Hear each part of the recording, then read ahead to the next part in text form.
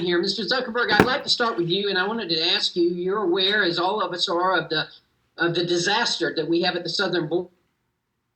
To indicate that human smugglers have been using social media, including Facebook, WhatsApp, and Instagram, to coordinate their operations in transporting illegal immigrants into the United States. Things like what to say to authorities, transportation tips, and other forms of information that are being traded on your platform to evade authorities and contribute to the crisis, this disaster at the border.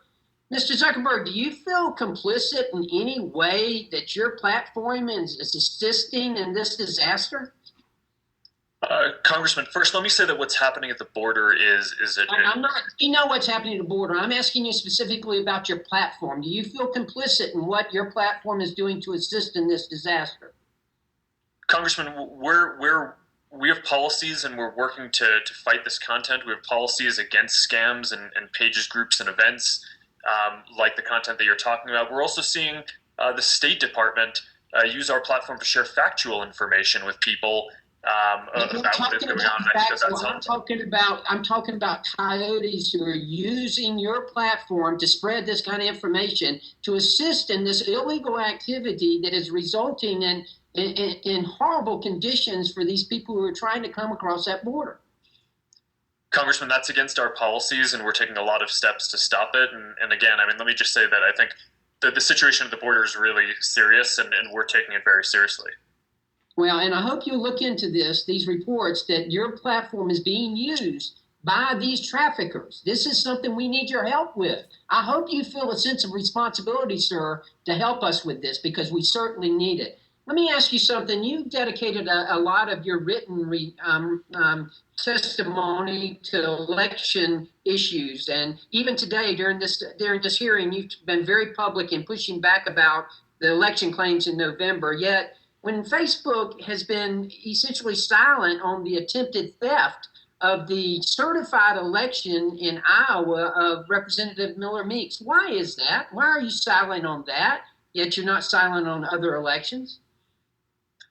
Congressman, I think what we saw leading up to January 6th was unprecedented in American history, where you had a sitting president trying to undermine the peaceful transfer of power. You determine which one is important and which one is not. This seat to these people who elected this duly certified representative, this is the most important thing to them as well. Congressman, I think part of what made the January 6th events extraordinary was not just that the election was contested, but that you had folks like the president. Let me ask you this. What is it that makes this particular issue irrelevant, that you're not even covering?